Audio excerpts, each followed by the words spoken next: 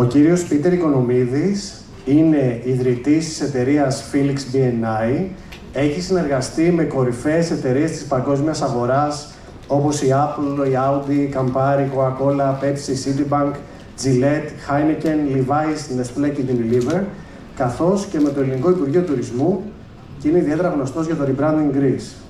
Η φιλανθρωπική του δράση περιλαμβάνει μεταξύ άλλων θητεία στην Προεδρία του Διοικητικού Συμβούλου του Make a Wish International και δράση συμβουλευτικά για το Hope Genesis που ασχολείται με το πρόβλημα της υπογεννητικότητας στην Ελλάδα. Μεταξύ άλλων, έχει βραβευτεί με το Lifetime Achievement Award από το Hellenic Council of America και παράλληλα το έργο του έχει αναγνωριστεί από το Αμερικάνικο Κογκρέσο. Είχα τις σημειώσεις μου για να μην ξεχάσω και έχω πει και λίγα από αυτά που έχει κάνει ο Πίτερ. Πάνω απ' όλα όμως ο Πίτερ είναι ένας υπέροχος άνθρωπος. Είναι ταπεινός και προσιτός παρόλα όσα έχει πετύχει.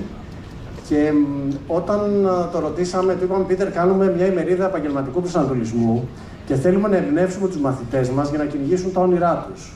Και το ρωτήσαμε αν θέλει να έρθει να μιλήσει στους μαθητές μας. Μας απάντησε με μεγάλη χαρά ναι, και γι' αυτό σήμερα ο Πίτερ είναι μαζί μας.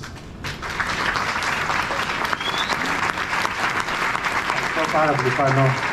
Ευχαριστώ. Και θέλω να πω πόσο μεγάλη χαρά και τιμή είναι να είμαι εδώ σήμερα. Ευχαριστώ πάρα πολύ. Τα ελληνικά μου, μια φορά παράγγειλα μια σαλάτα με μπατζούρια, να ξέρετε. Ευτυχώς δεν είχανε. Που σημαίνει σήμερα μπορώ και να πάω στα αγγλικά καμιά φορά, έτσι, θα αποφύγω τα κινέζικα και ελπίζω πως θα μπορώ να επικοινωνήσω. Αγαπημένη μου φράση είναι αυτό. Ο καλύτερος τρόπος να προβλέπεις το μέλλον είναι να το δημιουργήσεις. Και όντως αυτό ισχύει. Αυτό του είπε ο Πίτερ Drucker. Αν θες να προβλέπεις το μέλλον, δημιούργησέ το. Θέλω να μιλήσω λίγο για την οικογένειά μου.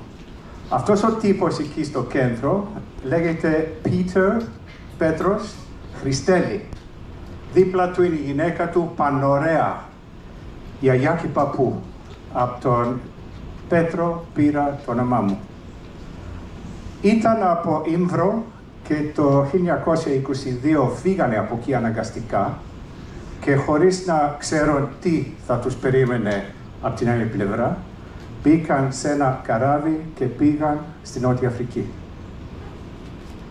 Μερικά χρόνια αργότερα, ο παππούς μου άνοιξε το πρώτο του μαγαζί κάτω στο Johannesburg με το όνομα Australian Cash Store. Δεν του ρώτησα γιατί Australian, ήταν στην Νότια Αφρική. Και πολλές φορές σκέφτομαι μήπως νόμιζε πως ήταν Αυστραλία. Ή μήπως ήθελε να είναι Αυστραλία. Ήταν πολύ έξυπνος στο branding, ποτέ δεν έμαθα.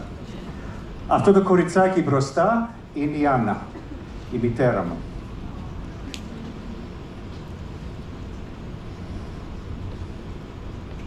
Ο παππούς μου θα ήταν πολύ περήφανος να ξέρει πως είμαι σε αυτό το βιβλίο εκεί που λέγεται The Extraordinary Greek People, που αναφέρει 60 Ελληνοαμερικάνους για αυτό που έχουν πετύχει και έχω τη μεγάλη τιμή να έχω και το όνομά μου ενδιάμεσα αυτά.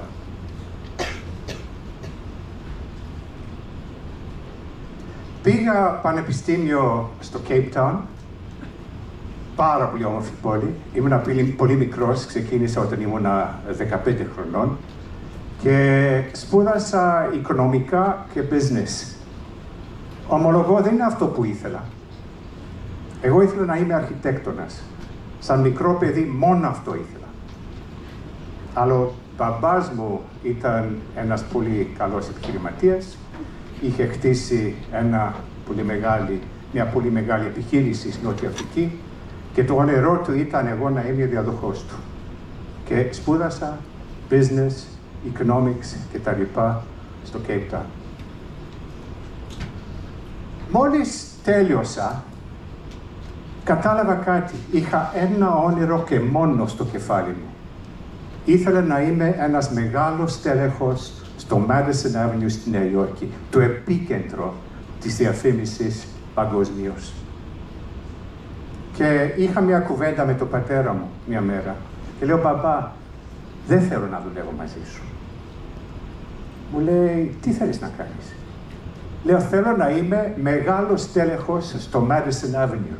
Μου απαντάει, «Πού το διάλογο είναι αυτό?» Τον εξηγώ 5 πράγματα και αυτό που έγινε μετά ήταν απίστευτο. Μου κοίταξε με ένα τεράστιο χαμόγελο και μου είπε, «Δείξ' τους ποιοι είμαστε». Και με αυτά τα λόγια μου είπε, «Είμαι μαζί σου». Και ποτέ δεν το ξέχασα. Ποτέ. Η διαδρομή μου για την Νέα Υόρκη ξεκίνησε στην Νότια Αφρική. Μπήκα σαν στέλεχος στη McCann Erickson στην Νότια Αφρική. McCann Erickson τότε ήταν η πιο μεγάλη διαφημιστική εταιρεία του κόσμου. Δούλεψα εκεί για μερικά χρόνια και μου στείλανε στο Hong Kong. Δούλεψα στο Hong Kong για μερικά χρόνια και μία μέρα μου πήρε κάποιος από τα κεντρικά γραφεία στη Νέα Υόρκη και μου λέει, «Έλληνας δεν είσαι?» Λέω, «Με το όνομα Οικονομίδης τι να είναι?» Μου λέει, «Μιλάς ελληνικά?» Λέω, «Τέλεια». Μου στείλανε εδώ στην Ελλάδα σαν επικεφαλής CEO της McCann Erickson Ελλάδος. Και εδώ παράγγειλα τη σαλάτα που σας είπα. Έμαθα και ελληνικά, λίγο. Μετά από Αθήνα πήγα στο Μεξικό, σαν γενικός διευθυντής της εταιρείας εκεί, πολύ μεγάλη εταιρεία στο Μεξικό. Ήμουνα και υπεύθυνος για Λατινική Αμερική και το επόμενο βήμα ήταν Νέα Υόρκη. Έφτασα στη Νέα Υόρκη. Ήμουνα μαζί με τη McCann Erickson για μερικά χρόνια στην Νέα Υόρκη και μετά έφυγα και πήγα στη TBWA που ιδρύθηκε, by the way, από ένας Έλληνας. Το TAF είναι ο Βασίλης Τράγος από Καλαμάτα. Απίστευτο πράγμα που δημιούργησε αυτός. Μια εταιρεία απίστευτο. Είναι η εταιρεία που ήταν υπεύθυνη για την Absolut Vodka και για τέτοια απίστευτα πράγματα. Στη Νέα Υόρκη με την McCann ήμουνα υπεύθυνος για την Coca-Cola διεθνές. Ταξίδευα σαν τρελό και το αγαπάω ακόμα πάρα πολύ αυτό το πράγμα. Και στη TBWA δούλεψα στο relaunch τότε της Apple που ήταν έτοιμο να κλείσει. Πολύ τυχερός νιώθω τον εαυτό μου που δούλεψα με τον κύριο Steve Jobs.